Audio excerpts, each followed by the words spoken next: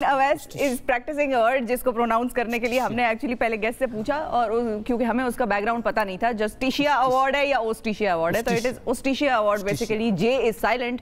और इस अवार्ड का ताल्लुक कानून की फील्ड से है, लॉ की फील्ड से है। और जो हमारे साथ मौजूद मेहमान मौजूद हैं उनका बड़ा उनकी एक ग्रिप है लॉ पे, कानून पे, उसी वजह से उनको इस अवार्ड से नवाजा गया है। इनसे आज हम बात करेंगे कि इन्होंने ये सक्सेस कैसे कैसे हासिल की और पाकिस्तान किस तरह से कानून के मैदान में सक्सेसफुल हो सकता है, किस तरह से एक आम आदमी के केसेस को स्पीडी तरीके से सुना जा सकता है, किस तरह से हमारे यहाँ जजेस की तकर्री पर जो क्वेश्चन मार्क्स उठाए जाते हैं वो ख़त्म हो सकते हैं, किस तरह से हमारा एक जो कानून का निज़ाम है वो बेहतर सर्विस प्रोवाइड कर सकता है एक आम शहरी को। अस्सलाम वालेकुम, हमारे साथ निदा साहिबा मौजूद हैं। निदा उस्मान चौधरी साहिबा, अस्सलाम वालेकुम। बहुत शुक्रिया शो में दावत देने के लिए। बहुत शुक्रिया, कांग्रेचुलेशन। सबसे पहले तो आपको ये अवार्ड मिला, थोड़ा सा इस अवार्ड के बारे में अगर आप बताएं हमें और नाजरीन को कि ये किन को दिया जाता है, उनकी किस किस्म की अचीवमेंट्स होती हैं जिस पर उन्हें ये अवार्ड मिलता है।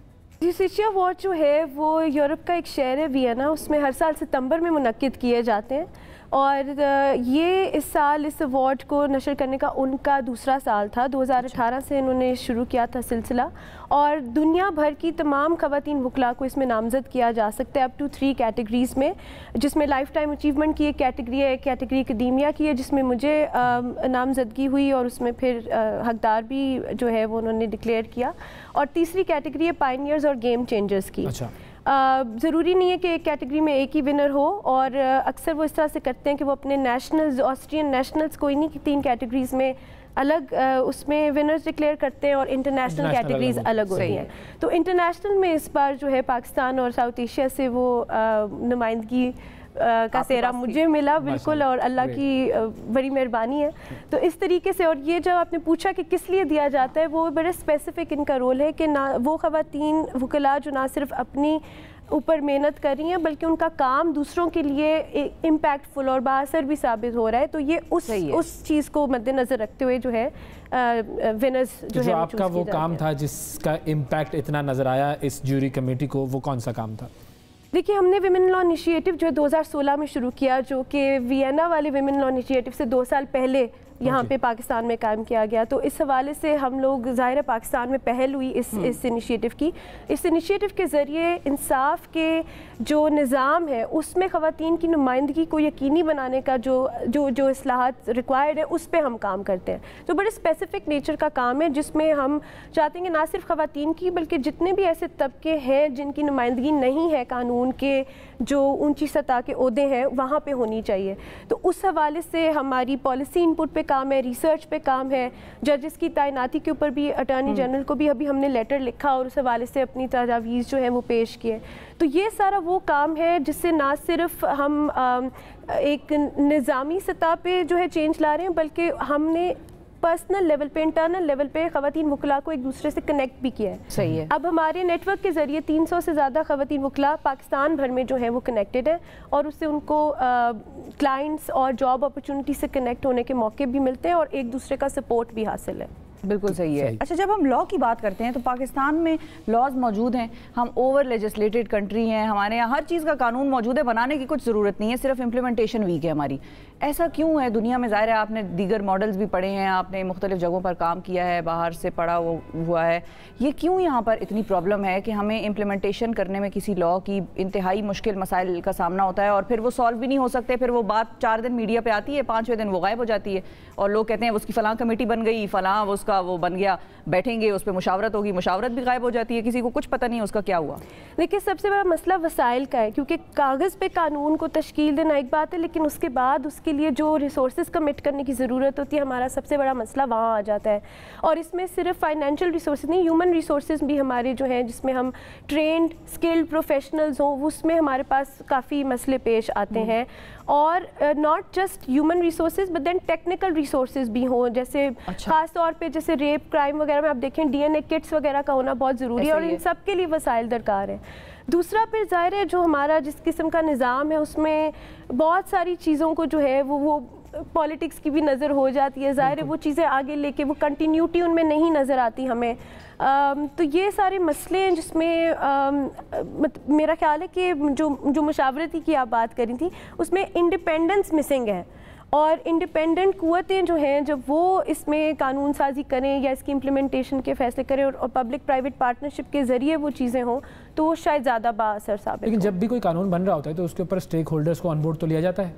جی وہی تو کہہ رہی ہوں کاغذی حد تک, لیکن implementation is the next level جس کے لیے سب سے بڑا مسئلہ وسائل. امپلیمنٹیشن میں بھی یعنی کہ آپ کہہ رہی ہیں کہ پبلک پرائیویٹ پارٹنرشپ ہو سکتی ہے. جی اوکے. اور پرائیویٹ کمپنیز کو آپ لے آئیں مثال کے طور پہ ڈی این اے کٹس کی اگر ایگزامپل لے لیں تو اس کے ساتھ بالکل ناٹ جسٹ کمپنیز, جو انڈیویجولز بھی آپ کے انفرادی طور پہ بھی جو پرائیویٹ کام ہو رہا ہے سارے اداروں میں, تو وہ میرٹ کے اوپر اگر تعیناتی ہو اور اس میں زیادہ پالیٹکس کا عمل دخل نہ ہو, جو ایکسپرٹس ہوں, جو ٹرینڈ لوگ ہیں, وہ اگر اور ان کے پاس اختیار بھی ہونا بہت ضروری ہے. سارا مسئلہ اختیار کا ہی ہے. جی وہ that is I think one major issue that we have been able to identify. صحیح. اب یہ تو ہم نے لا میکنگ اور امپلیمنٹیشن کی بات کی. جو ہمارے کورٹس ہیں, عدالتیں, جہاں پر پولیس کا نظام, جہاں پر عام آدمی کی رسائی ہو جاتی ہے, نہ چاہتے ہوئے وہ چلا جاتا ہے اور پھر بعد میں دعائیں کرتا ہے اللہ کسی کو یہ دن نہ دکھانا کہ وہ عدالت کی طرف جائے یا پولیس کی طرف جائے, وہاں پر کیا مسائل ہیں؟ آپ کیونکہ لا سے ہیں, آپ کا تعلق اس ساری کمیونٹی سے, آپ بہت اندر کے معاملات جانتی ہیں, ان کے کیا مسائل ہیں جو شاید ہم بحیثیت سٹیزن آف پاکستان یا میڈیا والے ہم سمجھ نہیں سکے, ہم نے ان کو مس انڈرسٹینڈ کیا, تو اس کمیونٹی کے کیا مسائل ہیں؟ لائرز ہم تو چاہتے ہیں کہ ججز کے کیا مسائل, پولیس ہماری اسکاٹ لینڈ یارڈ کی طرح کام کرے, ہماری عدالتیں جو ہیں وہ بیرون ملک کی عدالتوں کی طرح کام کریں, لیکن ہم شاید ان کے مسائل سمجھ ہی نہیں پائے کہ کیوں نہیں کر پائے, کیونکہ اس کو بھی کبھی ایڈریس نہیں کیا گیا کسی کی طرف سے. بالکل. دیکھیں ہمارے یہاں ہر چیز کو مشکل بہت بنا دیتے ہیں. اب جیسے قانون بھی جو ہے وہ انگریزی زبان میں ہے, اب تو خیر اردو میں اس کو ٹرانسلیٹ کرنے کی جو ہے اقدامات اٹھائے جا رہے ہیں, لیکن اردو بھی اتنی ثقیل ہوگی کہ ایک عام آدمی کے بس میں سمجھنا, اس لیے آپ کو وکیل چاہیے. پھر وکیل اپنے انداز سے ظاہر ہے اس چیز کو لے کے چلتے ہیں, اور عدالتوں کا اپنا ایک نظام ہے اور وہ آسان لفظوں میں کہیں پہ بھی ایکسپلینڈ نہیں ہوتا. اس میں پھر ڈیلیز کیوں آ رہے ہیں, کتنے موقع دیے جا سکتے ہیں, کن کن بیسس پہ تاریخیں پڑھ سکتی ہیں, یہ سب چیزیں جو ہیں وہ اتنی کلیئر نہیں ہے.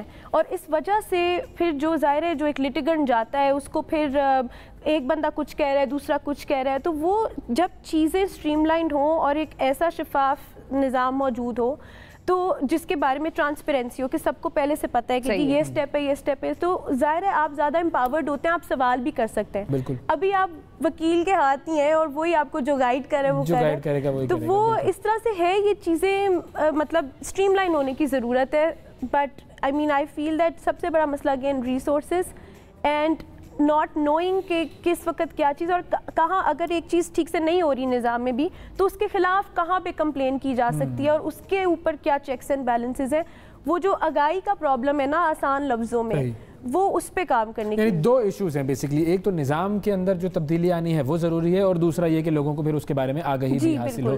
یہ ہے ندا عثمان صاحبہ کا پورا انالیسس ہمارے اپنے سسٹم کو چینج کرنے کے لیے. تھینک یو جی, بہت شکریہ ادا کریں گے ندا صاحبہ, وقت دیا آپ نے. اور جاتے جاتے ہم یہ بھی بتا دیں آپ کو کہ محمود اسلم صاحب جو کہ پاکستان کے جو لیجنڈری اداکاروں میں شمار ہوتے ہیں ان کی صاحبزادی ہیں یہ, اور ہم نے ان سے یہ نہیں کہا کہ ہم محمود اسلم صاحب کے فین ہیں, ہم نے ایسی کوئی بات کی نہیں آپ سے, کوئی بات تو نہیں ہوئی نا ایسی, بلکہ وہ آپ کے فین ہیں, وہ ہو جائے اللہ کرے ایسا ہو. لیکن واقعی ہی is one of those legends کی جن کو آپ جب بھی دیکھتے ہیں اور جب بھی آپ دیکھتے ہیں آپ انجوائے کرتے ہیں, عظیم کمال اداکار, تو انہیں بھی آپ ہمارا سلام دیجیے گا اور ان سے کہیے, اور ان کے کہے ہوئے جملے اب تو گفتگو کے درمیان کی بھی باتیں بن جاتی ہیں. یہ جو پڑا ہوا ہے اس میں پانی ہے, تو یہ سب سلسلہ ہوتا ہے. اللہ تعالیٰ ان کو جو ہے وہ سلامت رکھے اور پاکستان کو اسی طرح وہ انٹرٹین کرتے رہیں. بہت شکریہ ادا کریں گے آپ کا, آپ نے وقت نکالا.